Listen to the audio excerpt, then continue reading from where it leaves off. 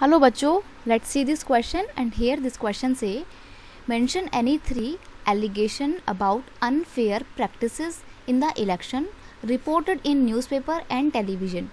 Newspaper में और television में आप रिपोर्ट सुनते हैं ना कि इस पॉलिटिकल पार्टी पे ये एलिगेशन लगाए जा रहे हैं कि इसने गलत तरीके से इलेक्शन में पार्टिसिपेट किया, गलत चीज़ें करी इलेक्शन में। तो आपने ये कौन कौन सी न्यूज़ सुनी है, और अगर आपने वो न्यूज़ सुनी है तो आपने इनके एलिगेशन से कौन कौन से 3 एलिगेशन सुने हैं वो आपको यहाँ पर बताने हैं। ठीक है, तो अच्छा क्वेश्चन है, देखते हैं।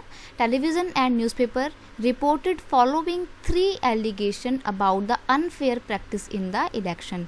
ये कुछ 3 एलिगेशन हैं जो हमने न्यूज़पेपर में और टेलीविज़न में देखे हैं। सबसे पहला allegation, excessive use of money by rich candidates and big parties. हम लोग कई बार ये बात सुनते हैं, न्यूज़पेपर में भी पढ़ते हैं कि इस पार्टी ने इलेक्शन जीतने के लिए इतना पैसा खर्च कर दिया। देखो क्या होता है ना, एक ना लिमिटेशन होती है, ठीक है, कि आप अगर स्टेट लेवल के इलेक्शन में पार्टिसिपेट कर रहे हैं तो आप 10 लाख रुपए खर्च करेंगे, सेंटर लेवल के इलेक्शन में पार्टिसिपेट कर रहे हैं तो मान लीजिए आप 25 लाख रुपीज़ खर्च करेंगे, इससे ऊपर आप खर्चा नहीं कर सकते हैं। लेकिन कुछ पॉलिटिकल पार्टी, जो बड़ी बड़ी पॉलिटिकल पार्टी होती हैं, बहुत रिच होती हैं पॉलिटिकल पार्टी, वो अपने पैसों की पावर पे बहुत ज़्यादा पैसा खर्च करती हैं इलेक्शन के दौरान। इलेक्शन कैंपेन में तो भर भर के पैसा खर्च होता है। ठीक है, तो ये जो है बताता है, ये एक एलिगेशन है जो लगातार हम लोग न्यूज़ में सुनते हैं, टीवी में देखते हैं। ठीक है, एक और एलिगेशन का मतलब होता है दोषारोपण।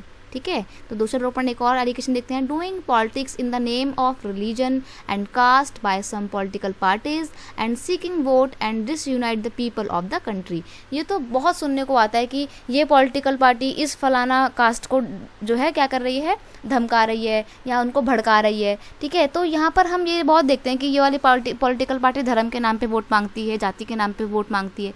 तो पॉलिटिकल पार्टियाँ जो धर्म और जाति के नाम पे वोट मांगती है ना, ये भी एक एलिगेशन के तौर पे इस्तेमाल किया जाता है ताकि एक स्पेसिफिक पॉलिटिकल पार्टी का नाम खराब किया जा सके, और उस पर आरोप लगाया जाता है कि इसने धर्म के नाम पे वोट मांगे थे और लोगों को डिसयूनाइट किया था, मतलब लोगों के बीच में जो एकता है उनको तोड़ने की कोशिश की थी और सोसाइटी को इसको बांट दिया था, डिसयूनाइट कर दिया था। राइट, तो ये आगे जाके हमारी कंट्री के लिए भी खैर अच्छी बात नहीं है, लेकिन ये आरोप जो है बहुत सारी पॉलिटिकल पार्टी पे लगाए जाते हैं।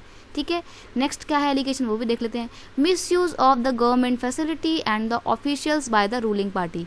ये वाला तो बहुत ज़्यादा ही आरोप सुनने में आता है कि जो रूलिंग पार्टी ना, ज़्यादातर ये वाला आरोप ना रूलिंग पार्टी पे लगता है कि भाई जो रूलिंग पार्टी थी उसने इलेक्शन कैंपेन के दौरान गवर्नमेंट प्रॉपर्टी का इस्तेमाल किया, गवर्नमेंट फैसिलिटीज़ का इस्तेमाल किया, और जो बड़े बड़े जो गवर्नमेंट ऑफिशियल्स होते हैं, अधिकारी होते हैं, उनका भी गलत तरीके से इस्तेमाल किया। ये वाला आरोप लगाया जाता है बहुत। इसका मैं आपको एक एग्जाम्पल भी देना चाहूँगी।